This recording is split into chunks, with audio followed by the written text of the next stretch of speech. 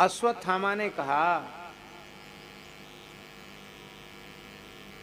महाभारत में लिखा है कि जिस समय कृतवर्मा, कृपाचार्य और अश्वत्थामा जो कौरव दल में 3 शेष बचे थे, ये जब दुर्योधन के पास आए तो उनको बड़ी पीड़ा हुई, क्योंकि दुर्योधन अपने मुख से रक्त का वमन कर रहा था।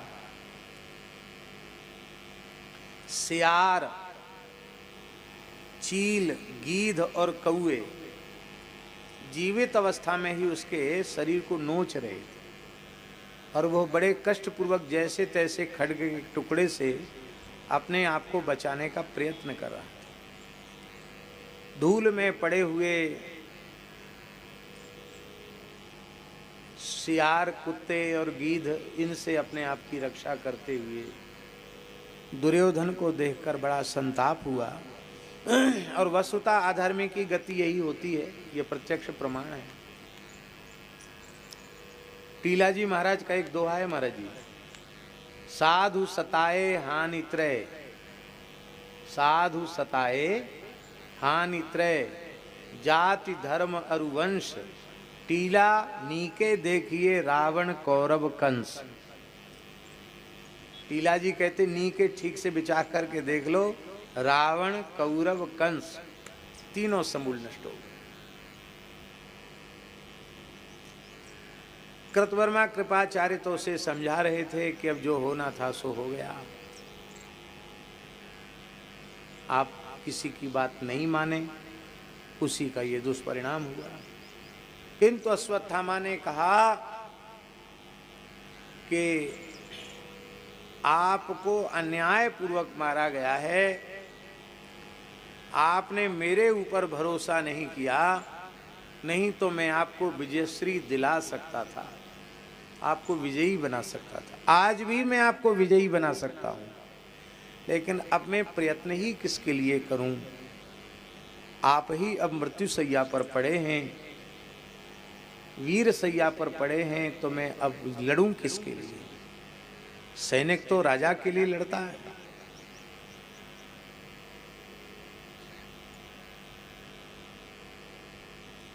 उसने तर्क दिए।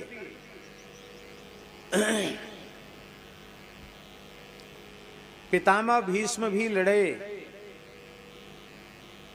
लेकिन उन्होंने प्रतिज्ञा कर ली कि मैं पांडवों को नहीं मारूंगा। सेनापति ही प्रतिज्ञा करता कि मैं शत्रु को नहीं मारूंगा, तो ईमानदारी से सेनापति का उत्तरदायित्व निर्वहन किया क्या, और पांडवों को विजय का आशीर्वाद भी दिया, अपनी मृत्यु का उपाय भी बताया। इसलिए अश्वत्थामा का तर्क था कि आपने जिन्हें सेनापति बनाया वो ईमानदारी से पांडवों के पक्ष में थे, आपके पक्ष में खड़े जरूर थे, पर हृदय से आपके पक्ष में नहीं थे, उनकी विजय चाहते थे। मेरे पूज्य पिताजी को भी आपने सेनापति बनाया,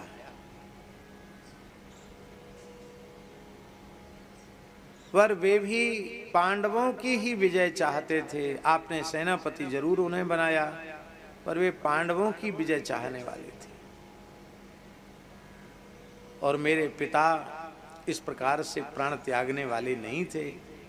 पांडवों ने छल पूर्वक उनको झूठ बोल करके उनको प्राणोत्सर्ग के लिए बाध्य किया, और मेरे पिता का इस प्रकार से मृत्यु हुई। धृष्टद्युम्न ने उनके मस्तक को काट डाला। मैं इसी क्रोध की अग्नि में जल रहा हूँ, अपने पिता का प्रतिशोध कैसे चुकाऊं, किंतु आपने मुझे अवसर ही नहीं दिया। कर्ण को सेनापति बना दिया, वो भी मारा गया, और शल्य भी मारे गए, अब कोई नहीं।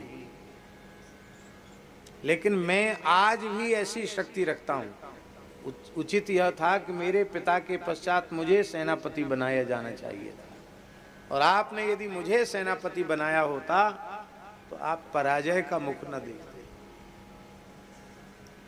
अभी भी मैं पांडवों से रहित पृथ्वी को कर सकता हूं, इतनी सामर्थ्य मुझ में है। डूबते को तिनके का सहारा, एक मुहावरा है, कहावत है। इसको लगा भाई ये तो बड़े काम का व्यक्ति है। उसने कहा देखो कोई बात नहीं, हम चाहे जीवित रहें चाहे मर जाएं, कोई चिंता की बात नहीं। राजा जब तक जीवित है उसे सेनापति को चुनने का अधिकार है। मैं तुम्हें सेनापति के रूप में चुनता हूं।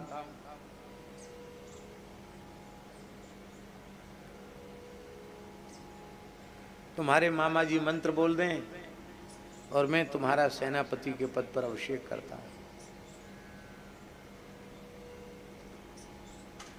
दुर्योधन ने अपने ही रक्त से अश्वत्थामा को तिलक कर दिया।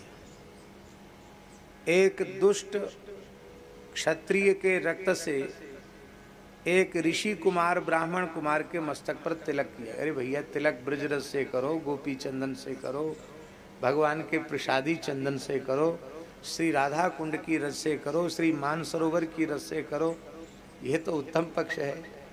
तो रक्त हल्दी से करो, रोली से करो, ये तिलक के द्रव्य हैं। लेकिन जो उपलब्ध था उसी से तिलक किया और कहा मैंने तुम्हें सेनापति चुन लिया है और 2 सैनिक हैं तुम्हारे साथ, एक ये तुम्हारे मामा जी कृपाचार्य जी और एक ये कृतवर्मा, ये 2 तुम्हारे साथ सैनिक हैं।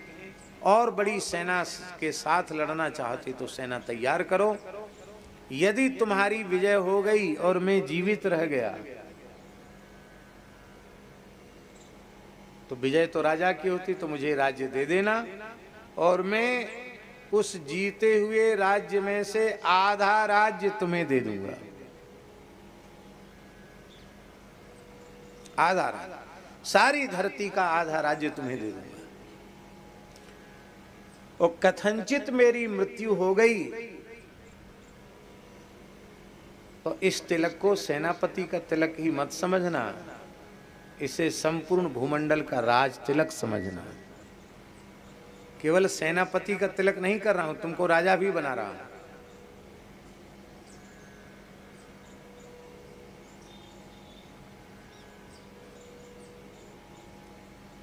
एक बड़ी सूक्ष्म बात है और बड़ी रहस्य की बात है। किसी भी श्रेष्ठ पुरुष के जीवन में पतन तभी होता है जब उसकी लोभ की वृत्ति उद्बुद्ध हो जाती है। उच्च शिखरस्थ किसी व्यक्ति के पतन का मूल कारण है लोभ।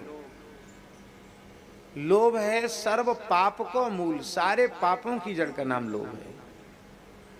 श्री भगवत ऋषिदेव जी ने अपनी वाणी में कहा, लोभ है सर्व पाप को मूल।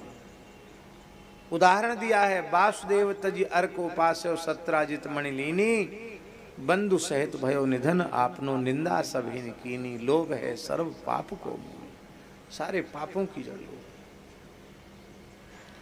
महाभारत युद्ध का मूल क्या है? बहुत से लोग कहते हैं महाभारत युद्ध का मूल है द्रौपदी का अपमान। कुरु सभा में द्रौपदी का तिरस्कार किया कि वही महाभारत युद्ध की जड़ है। हम नकार नहीं रहे कि ये नहीं है। कोई कहता है कि जुआ ही इस युद्ध का मूल है, ये भी है एक हेतु, ये भी है। और भी अनेक हेतु हो सकते हैं। कोई कहते धृतराष्ट्र का मोह ही इसका मूल है।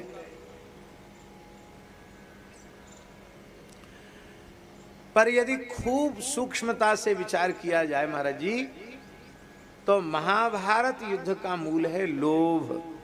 क्या है? लोभ।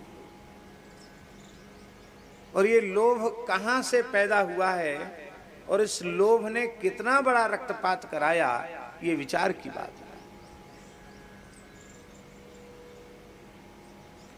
महाभारत युद्ध का बीज है एक ऋषि का लोभ, द्रोणाचार्य का लोभ। द्रोणाचार्य और द्रुपद दोनों ही एक गुरुकुल में पढ़ते थे। दोनों का परस्पर सख्य था, मित्रता थी।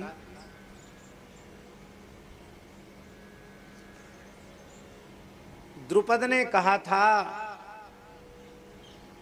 कि हे ऋषिवर द्रोण, जब मैं राजा बन जाऊंगा और उस समय जब तुम मेरे पास आओगे तो मैं तुम्हें अपना आधा राज्य दे दूंगा। अध्ययन पूर्ण हो गया, द्रुपद राजा बन गए और द्रोणाचार्य,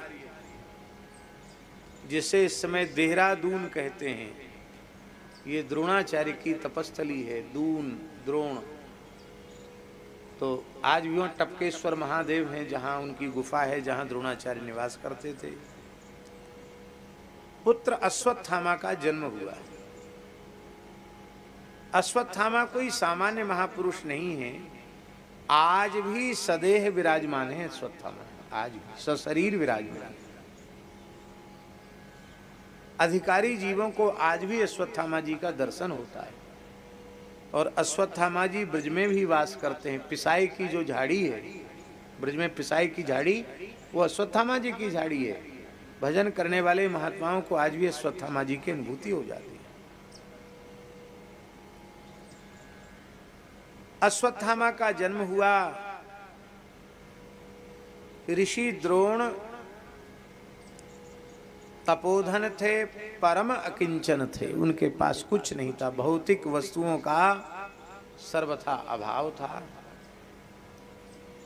उनका पुत्र अश्वत्थामा अभी 5 वर्ष का ही था कि बालकों के साथ खेल रहा था। खेलते खेलते कुश्ती में बालक ने उठाकर गिरा दिया और कहा कि मुझ में बहुत ताकत है, तुम में वह शक्ति नहीं। क्यों? क्योंकि मैं दूध पीता हूं, गाय का दूध पीता हूं। इतनी विपन्नता थी, अभाव था कि गाय तक घर में नहीं थी। तब बालक अश्वत्थामा ने दूध पीने की हठ की और घर में दूध तो था ही नहीं। गाय हो तब ना दूध हो, गाय तो थी नहीं, दूध नहीं था। तब अश्वत्थामा की मां कृपी, उसने चावल के आटे को जल में घोल करके, थोड़ा गुनगुना करके, थोड़ा गुड़ डालकर उसे थोड़ा मीठा कर दिया और बालक को पिला दिया। अश्वत्थामा पी करके बहुत प्रसन्न हुआ। वो यही समझता था कि ऐसे ही होता है दूध, प्रसन्न हो गया। पर बालक को तो जैसे तैसे बालक की मां ने समाधान कर दिया, किंतु मां रोने लगी कि मैं ऐसी भाग्यहीना माता हूं जो अपने पुत्र के दूध मांगने पर उसे दूध भी नहीं पिला सकती। द्रोणाचार्य जी ने कहा कि तुम इतनी रो क्यों रही हो, दुखी क्यों हो? सारी बात बताई। बोले देखो, ब्राह्मण जो अयाची वृत्ति से अपना जीवन निर्वाह करते हैं, अयाची वृत्ति से बिना मांगे, बिना प्रयत्न के, बिना मांगे अपना काम चले, प्रतिग्रह नहीं लेते, दान नहीं लेते, अयाची वृत्ति से अपना कार्य चलाते हैं, उन ब्राह्मणों का तप तेज सुरक्षित रहता है। मैं अयाची वृत्ति से निर्वाह करने वाला हूँ, पर प्रिय तुम्हारे नेत्रों में ये आंसुओं की धारा बहते नहीं देख सकता। मेरा बचपन का मित्र द्रुपद है, अब वह पांचाल देश का राजा बन गया है, तो मैं एक पयस्विनी गाय, दूध वाली गाय अपने मित्र से, राज्य हमको नहीं चाहिए, कहा तो उसने था आधा राज्य दे दूंगा, पर मुझे क्या प्रयोजन है, मुझे नहीं चाहिए, पर एक गाय ले सकता। और शास्त्रों में ऐसा लिखा है, ब्राह्मण अयाची वृत्ति से निर्वाह करने वाला हो, प्रतिग्रह न लेता हो, दान न लेता हो किसी का, और अयाची वृत्ति से निर्वाह करने वाला हो, किंतु वह ब्राह्मण अपने होम कर्म के संपादन के लिए, यज्ञ कर्म संपादन के लिए, देव कर्म और पितृकर्म संपादन के लिए यदि राजा से मांग करके गाय लेता है तो उसको याचना का दोष नहीं लगता, उसको अयाचित वृत्ति ही मानी जाती है। क्योंकि वैदिक कर्म बिना वेद लक्षणा गाय के गव्य पदार्थ के संभव नहीं है, और ब्राह्मण की जिम्मेवारी है उस धर्म को सुरक्षित रखना। इसलिए ब्राह्मण का उसको उसकी अयाचित वृत्ति में बाधा नहीं पड़ती। इस भाव से द्रोणाचार्य द्रुपद के यहाँ गए। महाराज जी, आपका कोई बहुत बचपन का मित्र हो, 10-5 साल अंतराल आ गया हो, तो भी तो आने के बाद आप उसको पहचानेंगे कि नहीं पहचानेंगे? ऐसे भुलक्कड़ तो नहीं हो जाएंगे, कहेंगे ये तुम कौन हो, कहां से आए? पर धन का मद, पद प्रतिष्ठा का मद कितना भीषण होता है, भयंकर होता है। द्रोणाचार्य बड़ी प्रसन्नता से गए थे कि मेरा मित्र उठकर मेरा आदर करेगा, लेकिन द्रुपद ने उनकी ओर ठीक से स्नेहपूर्वक देखा तक नहीं। जब द्रोणाचार्य ने अपना परिचय दिया कि मैं तुम्हारा सहपाठी मित्र द्रोण हूं और हम तुम एक ही पाठशाला में पढ़ते थे, महर्षि भारद्वाज की पाठशाला में हम तुम दोनों एक साथ ही पढ़ते थे, और उस समय तुमने हमको कहा था कि मैं राजा बन जाऊंगा, तब तुम आना, मैं तुम्हें आधा राज्य दे दूंगा, लेकिन राज्य पूरा आपके ही पास रहे। मैं एक तपोधन अकिंचन ब्राह्मण हूँ, अयाची वृत्ति से अपना निर्वाह करने वाला हूँ। मुझे अपने गृहस्थाश्रम के कुटुंब की रक्षा के लिए, देव ऋषि पितृकर्म के संपादन के लिए एक गाय की आवश्यकता है। एक गाय लेने की इच्छा से मैं तुम्हारे पास आया हूँ। यह सुनकर के द्रुपद ने क्रोधपूर्वक कहा कि अरे मूर्ख ब्राह्मण, मित्रता समानता में होती है। तू दरिद्र एक राजा को अपना मित्र बता रहा है, तुझे लज्जा नहीं आती? चले जाओ यज्ञशाला में आसन लगा लो, वहीं सीधा सामान मिल जाएगा, बनाने खाने के लिए राशन पानी मिल जाएगा, चले जाओ वहां। तुमको गाय मांगनी थी तो सीधे गाय लेके चले जाते। मैं तुम्हारा मित्र हूं और आधा राज्य देने को कहा था, ये सब सभा में बोलकर तुम मेरा अपमान करने आए हो? चले जाओ यज्ञशाला।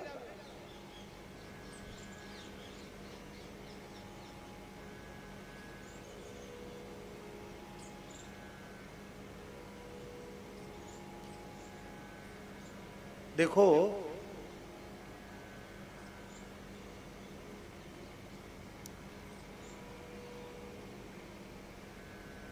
किसी ने अपमान किया महाराज जी, किसी ने तिरस्कार किया और हमारे मन में क्रोध उत्पन्न हुआ, पर हमने विवेक से क्रोध का शमन कर लिया और उस अपराधी को क्षमा कर दिया, तो हमारे तप की, हमारे तेज की वृद्धि होगी, हमारा कोई नुकसान नहीं होगा। अपमान करने वाले की हानि हो जाएगी, लेकिन क्रोध भी उत्पन्न हो जाए, क्षमा भी न करे और गांठ बांध ले कि आज मेरा अपमान हुआ है तो मैं इसका बदला अवश्य चुकाऊंगा, यह एक बात बहुत अच्छी नहीं। प्रतिशोध की भावना ही पुनर्जन्म का हेतु बनती है। प्रतिशोध नहीं करना। भगवान के भक्त तो अजात शत्रु होते हैं। द्रुपद वहां रुके नहीं, उन्हें कोई सीधा सामान लेने थोड़ी आए थे, और वहां से वो चले और अपने साले साहब के पास गए। साला साहब जानते कौन? कृपाचार्य जी, उनके खास साले हैं। कृपाचार्य की बहन ही द्रोणाचार्य जी को ब्याही थी और कृपाचार्य जी कुलगुरु थे। अब यहाँ एक बात है झा जी कि गाय ही लेनी थी तो अपने साले साहब से ले आते। वो कुलगुरु थे कौरवों के, तो वो एक क्या 10 गाय दे देते, कोई कमी थी? लेकिन सम्मान का भी लोभ होता है ना कि मैं द्रुपद के यहाँ जाऊंगा, द्रुपद मेरा आदर करेगा, लोभ। कृपाचार्य ने कहा कि देखो, मैं तुम्हारी सिफारिश करूं ये बहुत अच्छी बात नहीं है, लेकिन अभी कौरव पांडव ये जो कुरुवंश के बालक हैं परस्पर खेल रहे हैं, इनको कुछ तुम चमत्कार दिखाओ, रहो हमारे ही घर में, कुछ चमत्कार दिखाओ, चमत्कार को नमस्कार होता है। पुरानी कहावत है, रोटी खाओ घी शक्कर से, दुनिया पुजाओ मक्कर से। पहाड़ी बाबा महाराज कहते थे, मक्कर माने कुछ न कुछ करतब दिखाना, करामा दिखाओगे तब न लोग तुमको मानेंगे। चाहे भले भूत प्रेत भगाने वाला हो, कुछ भी हो, कुछ न कुछ ऊट पटांग करके दिखाओ। इसको मक्कर कहते हैं साधुओं की भाषा में। तो द्रोणाचार्य घूम रहे थे, और हम बहुत संक्षेप में बता रहे हैं। कौरव पांडव दोनों बालक ही थे, उनकी खेलते खेलते गेंद कुएं में चली गई, और वो सब बेचारे कुएं में झांक रहे थे कि इतने गहरे कुएं में चली गई गेंद, अब इस गेंद को कौन लावे। एक दूसरे का मुंह ताक रहे थे। तब तक द्रोणाचार्य जी वहां पहुंच गए। बोले, अरे कैसे क्षत्रिय हो, तुम्हारी एक गेंद कुएं में गिर गई है, कैसे क्षत्रिय बालक हो, तुम नहीं निकाल सकते। बोले, बाबा कैसे निकलेगी। बोले, अभी हम निकाल के दिखाते हैं, एक मुट्ठी सींक ले आओ। सींक, बच्चे सींक ले आए। उस एक मुट्ठी सींक को द्रोणाचार्य ने अपनी मुट्ठी में लिया, और धनुर्वेद का उनसे बड़ा ज्ञाता भला कौन हो सकता है, मूर्तिमान धनुर्वेद ही थे मानो द्रोणाचार्य। उन्होंने अभिमंत्रित किया, और वो सींक अभिमंत्रित करके छोड़ी, तो वह एक सींक जा करके उसमें गड़ गई गेंद में, और फिर सींक में सींक जुटते हुए, जैसे कोई रस्सी से खींच ले, ऐसी सींक में सींक जुटती हुई चली गई, और गेंद को निकाल के बाहर दे दी, बालकों को दे दिया। अब बालक दौड़े दौड़े आए, भीष्म जी की गोद में बैठ गए।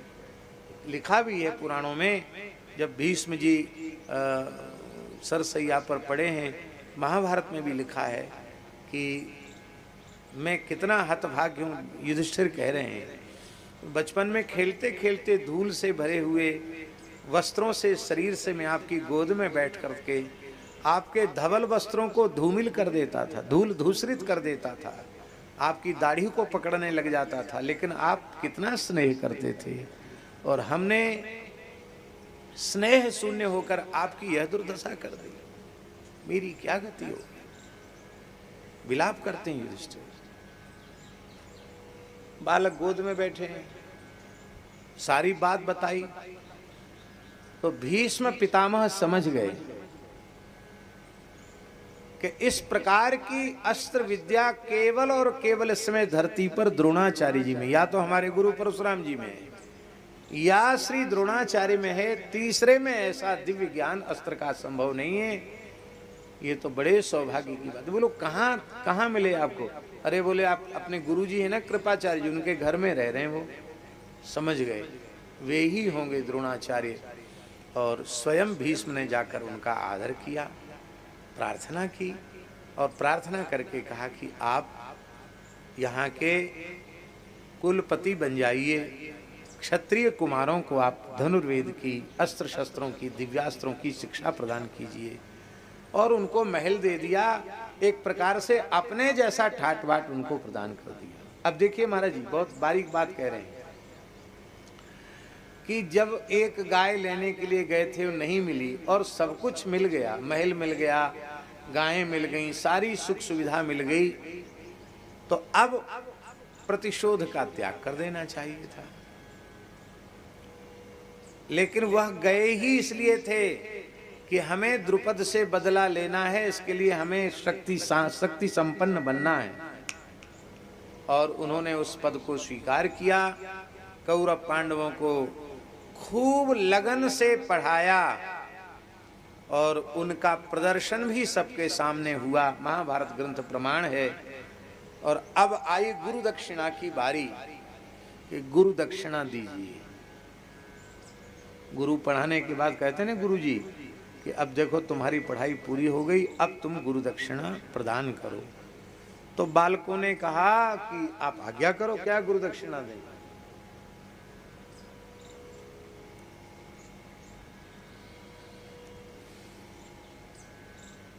बोले हमारी गुरु दक्षिणा यही है कि द्रुपद को परास्त करो और उसको अपदस्थ करके उसका राज्य छीन करके मुझे अर्पित कर दो, ये मेरी गुरु दक्षिणा। ये भाव था उनके मन में। और कौरवों ने चढ़ाई की पर अतिरथी महावीर द्रुपद ने सबको परास्त कर दिया। कर्ण की भी दाल वहां गली नहीं, कर्ण भी पराजित हो गया। द्रुपद महारथी थे, कोई सामान्य योद्धा नहीं थे द्रुपद। पर जब पांडवों को कहा गया तो वीरवर अर्जुन ने, गांडीवधारी अर्जुन ने, महाबली भीमसेन ने, युधिष्ठिर ने, पांचों पांडवों ने युद्ध किया और द्रुपद को परास्त ही नहीं किया, द्रुपद को रस्सियों से बांधकर अर्जुन ने द्रोणाचार्य के चरणों में डाल दिया। उस समय द्रोणाचार्य ने कहा, कहो मित्र द्रुपद, तुमने कहा था कि एक निर्धन की एक धनवान से राजा से क्या मैत्री, अब तुम स्मरण करो, अब तो तुम मेरे ही जैसे हो चुके हो, अब तुम्हारे पास राज्य नहीं है, मेरे शिष्यों ने तुम्हारा राज्य जीत लिया है, अब तुम्हारे प्राण भी हमारे अधीन हैं, बोलो अब तुम्हें मित्रता का स्मरण है कि नहीं। द्रुपद ने कहा कि हाँ, हमें अब सब याद आ गया, अब राज्य भी आपके अधीन है और हमारे प्राण भी आपके अधीन हैं। बोले देखो तुम क्षत्रिय हो, तुमने प्रेम को भुलाया पर मैंने नहीं भुलाया, मैं अभी भी तुमको मित्र मानकर प्राणदान दे रहा हूं। पर तुमने मुझे जो वचन दिया था आधा राज्य दे दूंगा, तो तुम्हारा वचन सुरक्षित रहे, तुम्हारे धर्म की वचन की रक्षा हो, इसलिए मैं तुम्हारा आधा राज्य ले लेता हूं। और आधा राज्य द्रुपद ने, द्रोणाचार्य ने द्रुपद का आधा राज्य ले लिया। आधे राज्य के मालिक द्रोणाचार्य बन गए, राजा हो गए एक प्रकार से। भाई आधा राज्य द्रुपद के पास, आधा राज्य इनके पास, तो राजा हो गए कि नहीं हो गए।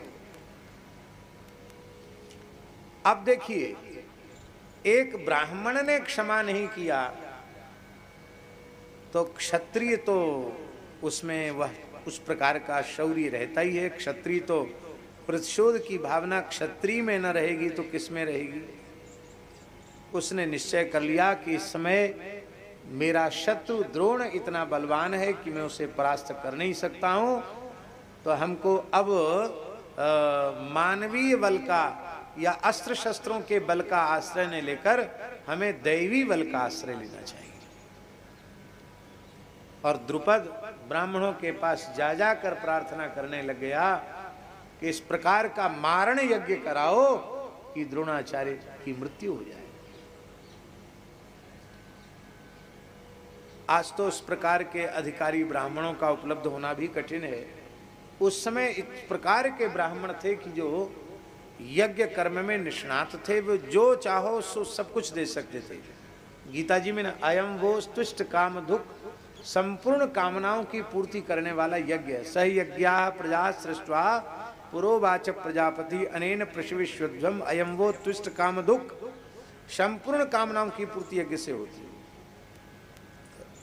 अस्त्र शस्त्र चाहो तो यज्ञ से मिलेंगे, रथ हाथी घोड़ा चाहो तो यज्ञ से मिलेंगे, पुत्र चाहो तो यज्ञ से मिलेगा, विजय चाहो तो यज्ञ, जो चाहो सो यज्ञ से मिल जाए। विराज जाओ।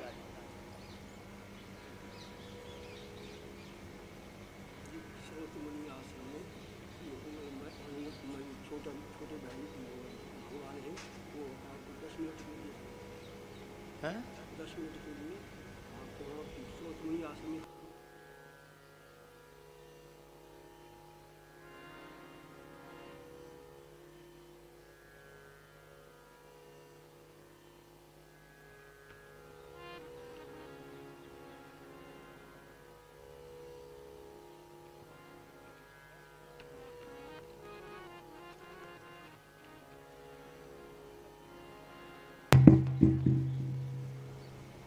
क्या कह रहे थे, हमको याद दिलाओ। हाँ, यज्ञ से संपूर्ण कामनाओं की पूर्ति होती है। उस समय दो भाई थे, याज और उपयाज। वो भी बड़े श्रौत कर्म के, यज्ञ कर्म के निष्णात थे। उनके पास द्रुपद गए। पहले याज के पास गए। याज ने कहा कि मैं करा तो सकता हूं तुम्हारे अभिष्ट की पूर्ति के लिए यज्ञ, लेकिन एक ऋषि को, एक ब्राह्मण को मारने का संकल्प लेकर मैं यज्ञ कराऊं, चाहे जितनी बड़ी दक्षिणा दो, मैं धन का लालची नहीं हूं, ऐसा कर्म नहीं करा सकता। लेकिन मेरा भाई थोड़ा लालची ज्यादा है महाराज जी, उपयाज थोड़ा दक्षिणा का लालची ज्यादा है। वो दक्षिणा दो तो कुछ भी करा सकते हो। दक्षिणा ब्राह्मणान उत्साहयति, नहीं है, गुरु जी प्रसन्न हो रहे हैं। कर्म के प्रति सजगता और तत्परता जगाने की सामर्थ्य केवल दक्षिणा में है।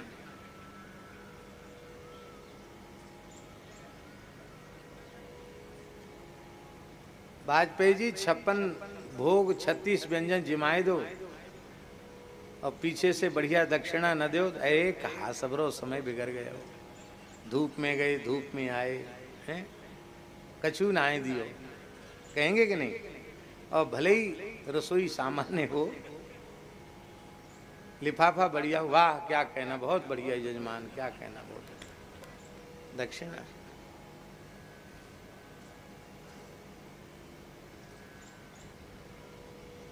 उसमें लोभ की वृत्ति है। उपयाज ने स्वीकार कर लिया और उसने कहा कि देखो कर्म तो होगा पर बहुत सावधानी से करना, क्योंकि सकाम कर्म है और अविचारिक प्रयोग है। पूरी तत्परता से, लगन से द्रुपद ने यज्ञ किया और संकल्प लिया गया द्रोण के विनाश का। द्रोण से एक कन्या और एक युवक उत्पन्न हुआ, एक राजकुमार उत्पन्न हुआ। कन्या हुई याज्ञसेनी द्रौपदी, अग्नि की लपटों से प्रकट हुई, यज्ञ कुंड से प्रकट हुई द्रौपदी। और धृष्टद्युम्न ये भी अग्नि के कुंड से कवच धारण किए हुए, ढाल तलवार लेकर, धनुष बाण लेकर के धृष्टद्युम्न प्रकट हुआ है। ऐसे नहीं कि छोटा दूध मुहा बच्चा प्रकट हुआ हो। ऐसी द्रौपदी भी कोई छोटी सी लाली के रूप में नहीं, तो भगवती है, यज्ञ कुंड से उत्पन्न हुई है, दिव्य शक्ति के रूप में वो प्रकट हुई है।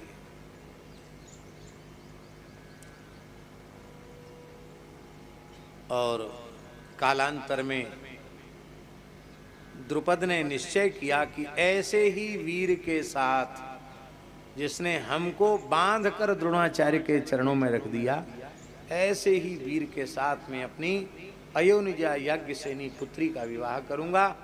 और लक्ष्य वेध करके पांडवों ने द्रौपदी को प्राप्त कर लिया।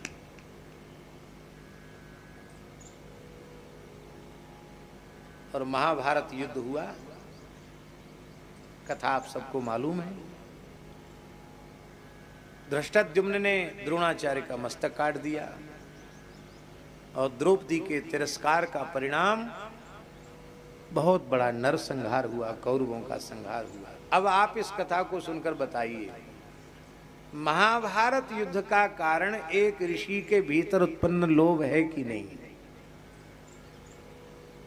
और सब जो कारण है वो अवांतर कारण है, पर महाभारत का युद्ध का मुख्य कारण, इस नरसंहार का मुख्य कारण था द्रोणाचार्य का लोभ। इसका मुख्य कारण द्रोणाचार्य के भीतर प्रतिशोध की भावना, उनका क्षमा न करना, ये उसका मुख्य कारण था। और ये बात और भी स्पष्ट है, जब भगवान के समझाने से युधिष्ठिर ने कह दिया अश्वत्थामा हतः नरो वा कुंजरः, और द्रोणाचार्य सब कुछ त्याग कर आचमन प्राणायाम करके बैठ गए, रथ पर ही बैठ गए, महाभारत में स्पष्ट लिखा है झा जी कि भीमसेन ने कान के पास जाकर उनको कहा, गुरुजी ये जो खून की नदियां बह गई हैं इसका कारण आपका लोभ है।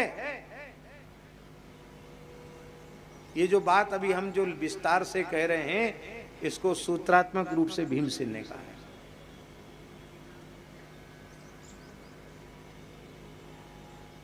आपके मन में लोभ की वृत्ति ना आई होती तो इतना बड़ा नरसंहार नहीं होता।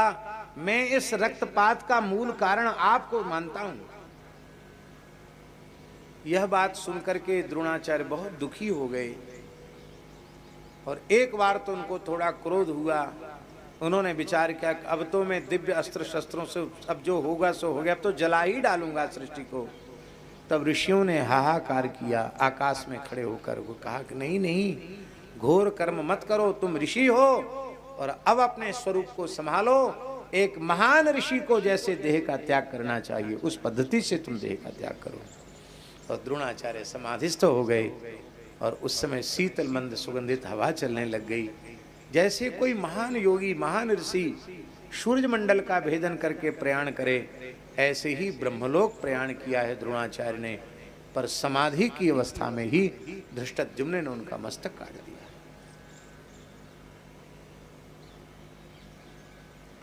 सात्यकी मना कर रहे थे, अर्जुन ने भी मना किया, लेकिन धृष्टद्युम्न ने किसी की बात सुनी नहीं। इसीलिए अश्वत्थामा के भीतर बड़ा प्रतिशोध था कि मेरे पिता को इस प्रकार से मारा है धृष्टद्युम्न ने। और महाराज जी विलक्षण बात है, धृष्टद्युम्न भी द्रोणाचार्य का ही विद्यार्थी है, चेला है। हाँ, यहीं आकर उसने अस्त्र शस्त्र सीखा है।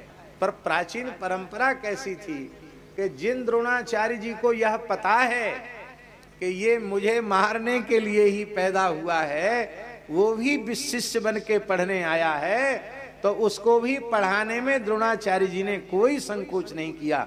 ये परंपरा थी हमारे महापुरुषों की, ये उनका गुरुत्व कि भले ही मुझे मारने के लिए ही उत्पन्न हुआ है, पर यदि मुझसे पढ़ने आया है, मेरा विद्यार्थी बनकर आया है, तो मुझसे अवश्य पढ़ाऊंगा। पढ़ाया उन्होंने। और अश्वत्थामा के देखिए, पहले तो द्रोणाचार्य के मन में लोभ आया आधे राज्य का, और उसका परिणाम ये हुआ कि अविचार यज्ञ हुआ, धृष्टद्युम्न द्रौपदी का जन्म हुआ और अंत में महाभारत छिड़ा। क्योंकि महाभारत होना ही था, वो यज्ञ का संकल्प ही ऐसा था, और उसका परिणाम कितना भयंकर हुआ, कितना रक्तपात हुआ। और अब पहले पिता के मन में लोभ आया था, अब पुत्र के मन में लोभ आ गया। पुत्र के मन में आया कि ये तो अब जिंदा रहने वाला है ही, ये तो मरेगा, मरासू है, मरेगा, ये जिंदा नहीं रह सकता, इसको बचाया नहीं जा सकता। इसलिए मैं सेनापति नहीं, मैं तो राजा ही बन गया। पूरे राज्य का लोभ हो, और नहीं तो आधा राज्य तो मुझे मिल ही जाएगा। अब ये तो मर ही जाएगा, हमको आधा क्या पूरा ही मिल जाएगा। और इस वृत्ति ने एक ऋषि कुमार की बुद्धि का इतना पतन किया, इतना पतन किया।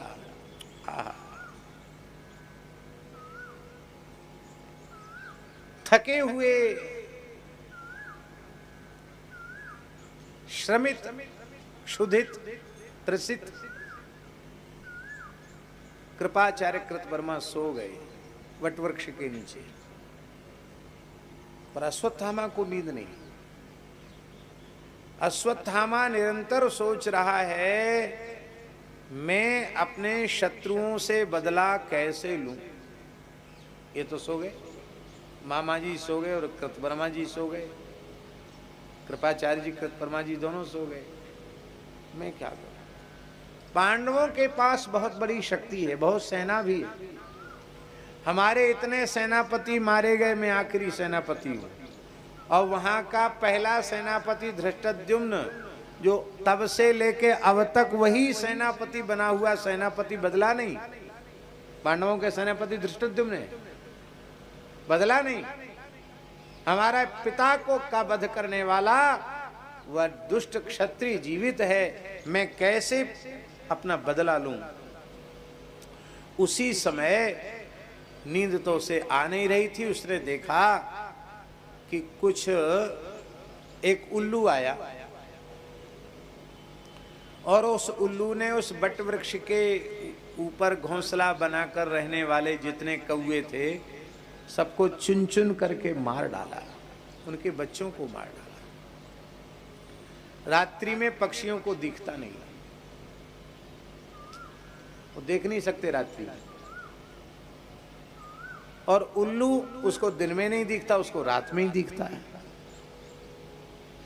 तो अपने रात्रि दृष्टि वाली सामर्थ्य का आश्रय लेकर उसने कौओं को मार डाला, सैकड़ों कौवे मार डाले और उल्लू चला गया।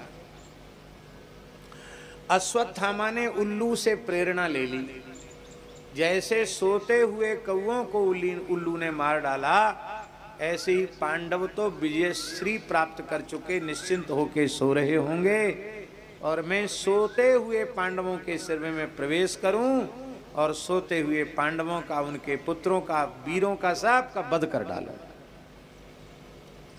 प्रेरणा भी सबसे नहीं लेनी चाहिए। अरे नीर क्षीर विवेकी किसी हंस से प्रेरणा ली जाती तो ऐसा पतन नहीं होता, पर प्रेरणा किससे ली जा रही है? उल्लू से। और कौआ और उल्लू का बैर बड़ा प्रसिद्ध है। काको लूकम एक प्रयोग है व्याकरण में, काको लूकम सूत्र है महर्षि पाणिनि का, येषांच वैरस शाश्वती का। इस सूत्र से काको लूकम इसमें समास होता है। कौआ और उल्लू का ऐसा भारी बैर है कि उल्लू रात को खोज खोज कर कौओं को ही मारता है। इसके पीछे और कोई कारण तो कहीं नहीं सुनने को मिला, पंचतंत्र में इसका कारण लिखा है।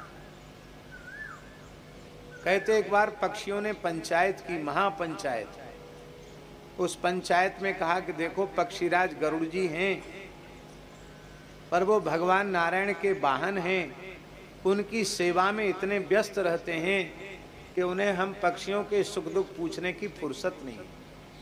राजा ऐसा होना चाहिए जो प्रजा का सुख दुख पूछे, जाने और उसका समाधान करे।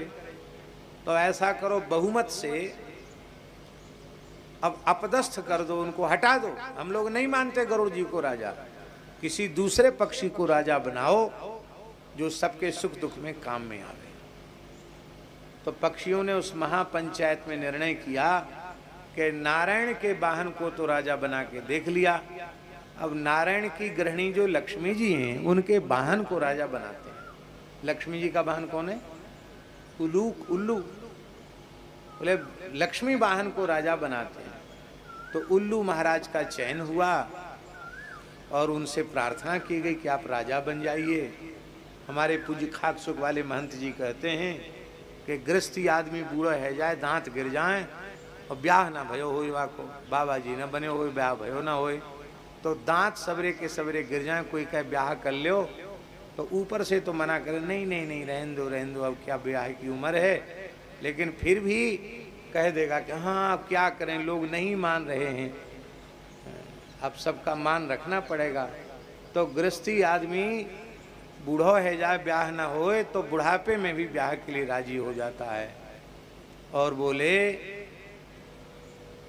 साधु वृद्ध हो जाए, अब लठिया से भी नहीं चल सकता, दो लोग हाथ पकड़ के चलावें तब चले, और लोग कहें कि नहीं आपको तो अब महंत बनना पड़ेगा, चादर विधि आपकी ही होगी, तो भीतर से तो प्रसन्न होता, चलो महंत बन के मरेंगे तो कम से कम भंडारा तो बढ़िया हो ही जाएगा। क्या करें, हमारी इच्छा तो बिल्कुल नहीं, पर क्या लोग मान ही नहीं रहे। लोग कहते नहीं नहीं हम तो आपको ही चादर उड़ाएंगे, तो चलो कोई बात नहीं, ओढ़ लेते हैं चादर।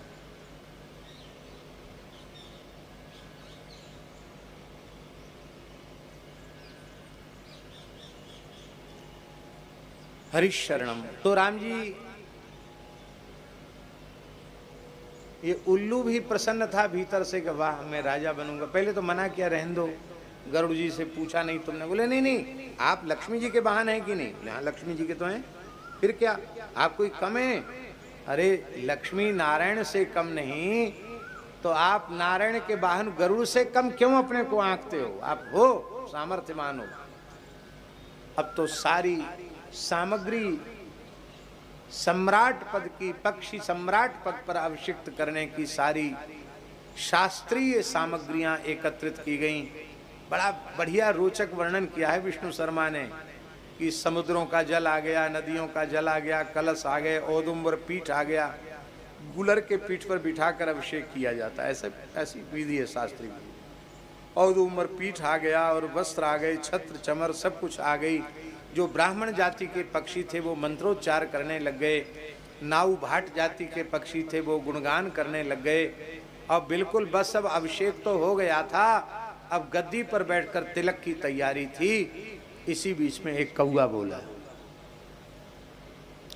इसी बीच में एक कौआ बोला देखो भाई अब बात तो बहुत आगे बढ़ चुकी है, अब हमारे बोलने का अवसर है नहीं और हमें बोलना भी नहीं चाहिए, लेकिन क्या करें, हम अपने आप को रोक नहीं पा रहे हैं बोले बिना। क्यों? किसी सभा में सर्वथा अधर्म हो, अन्याय हो और कोई धर्मनिष्ठ व्यक्ति उसमें बैठा हो और वो उसको रोके नहीं, टोके नहीं तो उस व्यक्ति को पाप लग जाता है। तो मैं तो इसी से चिंतित हूँ कहीं मुझे पाप न लग जाए, इसलिए मैं बोलना चाहता हूँ। आप सब पंच अनुमति दो तो मैं बोलूं। हाँ बोलो। पक्षियों ने कहा बोलो, कोई बात नहीं।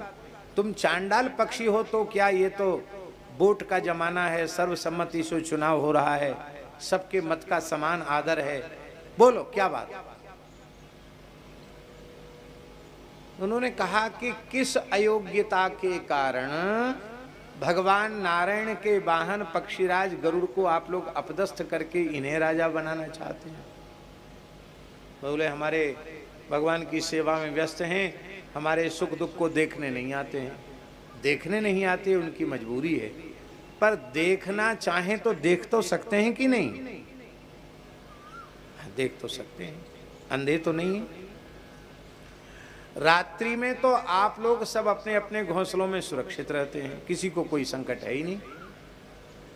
संकट जितने आते हैं वो दिन में ही आते हैं, और जिसे तुम राजा बना रहे हो उसको तो दिन में नहीं दिखता, और रात में ये तुमको घूम घूम करके तुम लोगों का ही शिकार करके तुम्हारा रक्त पिएगा, तो रक्षा किससे? जो भक्षक है उसी को तुम राजा बना रहे हो।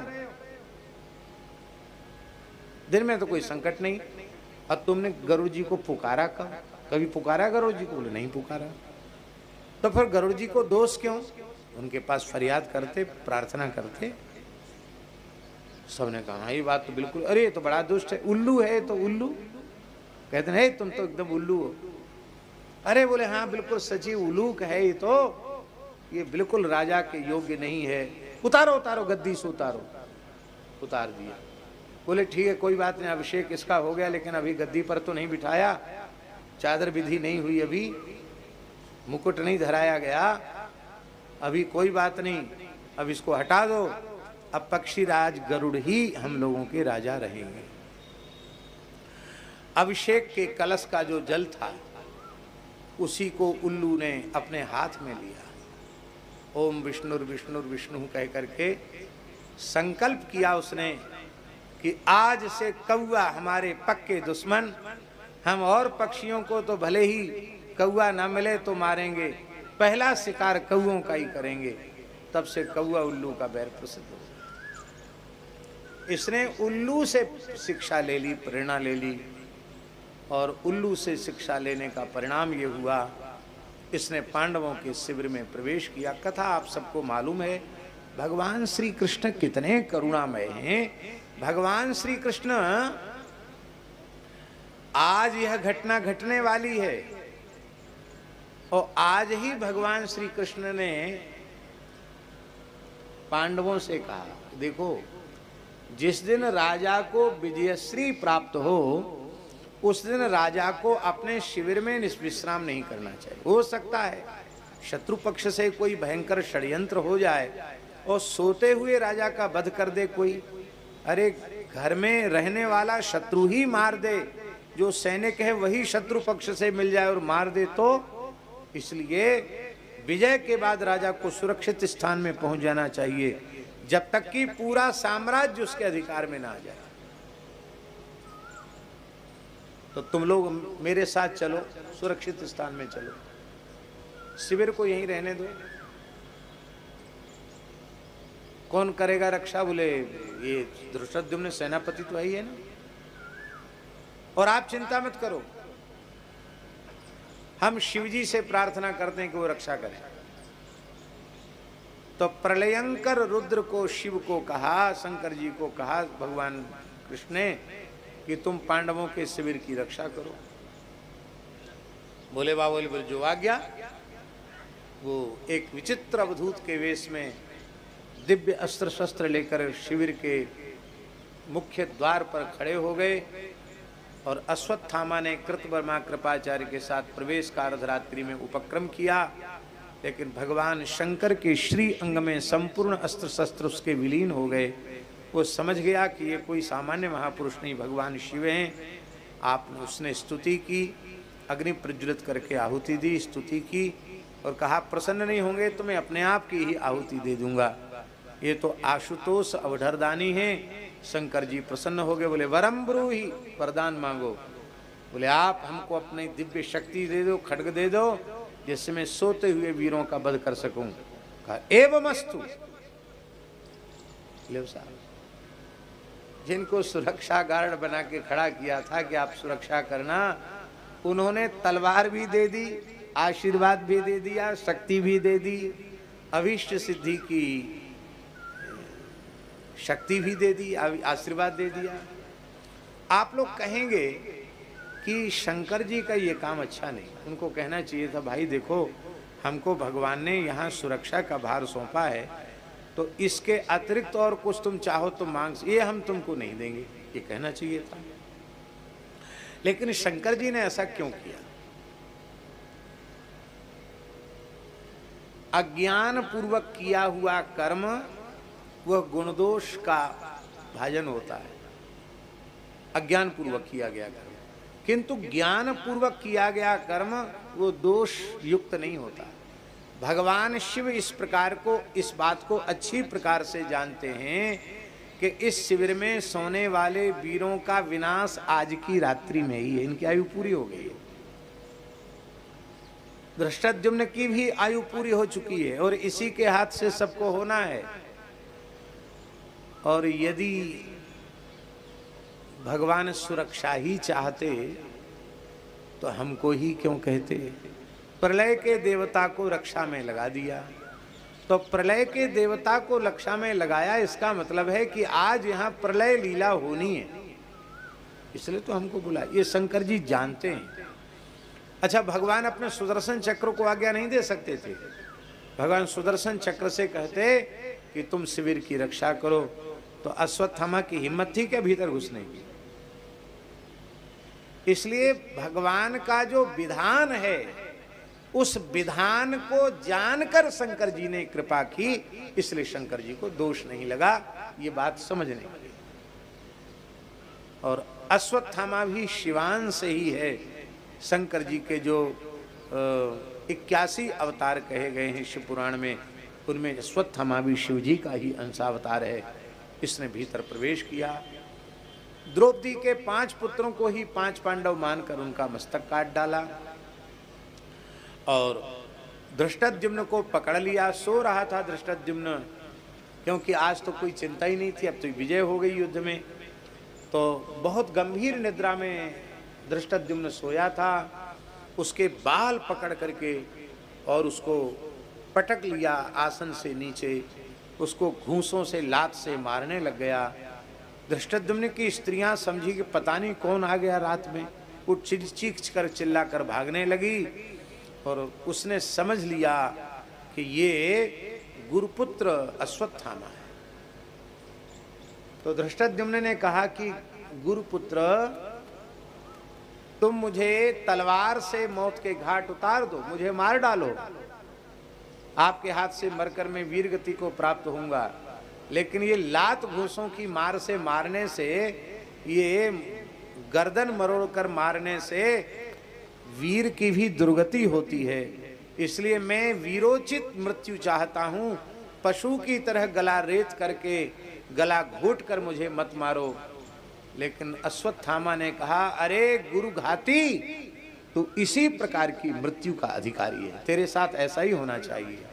अब पशु मार ममारयत लिखा है, पशु मार, जैसे पशु को कोई क्रूर व्यक्ति मार दे, ऐसे ही धृष्टद्युम्न को गला घोट करके गर्दन मरोड़ करके अश्वत्थामा ने मार डाला।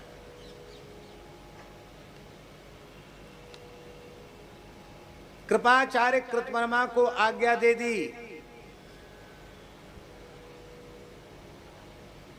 कि तुम शिविर में आग लगा दो। आग लाना वो अच्छा काम नहीं, लोग सो रहे हैं तुम आग लगा दो। कृपाचार्य कृतवर्मा को दोष नहीं लगा महाराज। क्यों नहीं लगा? सेनापति की आज्ञा का पालन करना सैनिकों का धर्म है। महाभारत की परिस्थितियां बड़ी विचित्र हैं। लोग केवल एक बात पर अडिग हैं, जो जहां से बंधा हुआ है बस वहीं से वो बंधा हुआ है, सत्य के पास से, धर्म के पास से। उन्होंने आग लगा दी और कहा कि जो कोई इस जलती हुई आग से बाहर निकलकर अपने प्राण बचाने का प्रयत्न करे, उसको तुम जीवित मत छोड़ो। मैं भीतर सबका संहार करता हूँ। सारी संहार लीला करके, बहुत बड़ा नरसंहार करके अश्वत्थामा वहाँ से निकल गया और भगवान पांडवों को ऋषियों के यहाँ ले गए थे, मार्कंडेय के आश्रम में ले गए थे। वहाँ से भगवान लौट आके आए। यहाँ शिविर में तो हाहाकार मचा था। तमाम स्त्रियां रुदन कर रही थी, द्रौपदी कुररी की तरह विलाप कर रही थी। उस समय भगवान ने आश्वासन दिया द्रौपदी को, अर्जुन ने आश्वासन दिया कि तुम्हारे पुत्रों की हत्या करने वाला तीनों लोकों में कहीं भी छिपा होगा, उसको हम खोज कर लाएंगे। अश्वत्थामा का पीछा किया, कथा आप सबको मालूम है। अश्वत्थामा ने हार कर ब्रह्मास्त्र का प्रयोग किया। भगवान की आज्ञा से अर्जुन ने भी ब्रह्मास्त्र का प्रयोग किया और अपनी गुरु भक्ति के बल से, भगवत कृपा के बल से दोनों ब्रह्मास्त्रों को वापस किया और इसको बांध लिया और बांध करके द्रौपदी के चरणों में उपस्थित किया। द्रौपदी ने कहा, मुच्यता मुच्यता मेषव ब्राह्मणो नितरांग गुरु। ये ब्राह्मण है, ये जन्म से ही सबका गुरु है, इसको छोड़ दो। सएष भगवान द्रोण प्रजारूपेण वर्तते। ये साक्षात गुरु द्रोणाचार्य ही हैं। इनमें अपने गुरु का दर्शन करके इनको छोड़ दो। इनकी माता विलाप न करे, क्योंकि कोई ब्राह्मणी यदि किसी राजा के राज्य में विलाप करती है, रुदन करती है, तो उस क्षत्रिय का प्रजा के सहित नाश हो जाता है। आप इस बात का विचार करो। भगवान ने द्रौपदी के भाव का आदर किया और अर्जुन को कहा कि इसको मारो भी मत, छोड़ो भी मत। अर्जुन ने इसकी मणि उखाड़ ली, युधिष्ठिर को भेंट कर दी, इसको सवर से निस्सारित कर दिया। किंतु फिर भी अश्वत्थामा ने क्षमा नहीं किया। अश्वत्थामा ने 5 दिव्यास्त्रों का प्रयोग पांडवों के ऊपर किया और पुनः ब्रह्मास्त्र का प्रयोग उत्तरा के गर्भगत परीक्षित के ऊपर किया। भागवत जी में लिखा है, सुदर्शनेन स्वास्त्रेण स्वानाम रक्षाम व्यधात विभु। स्वास्त्रेण सुदर्शनेन स्वानाम रक्षाम विभु व्यधात। सुदर्शन चक्र से भगवान ने पांडवों के ऊपर छोड़े हुए दिव्यास्त्रों को काट डाला और उत्तरा भगवान की शरण में आई और भगवान ने उत्तरा के गर्भ में प्रवेश किया।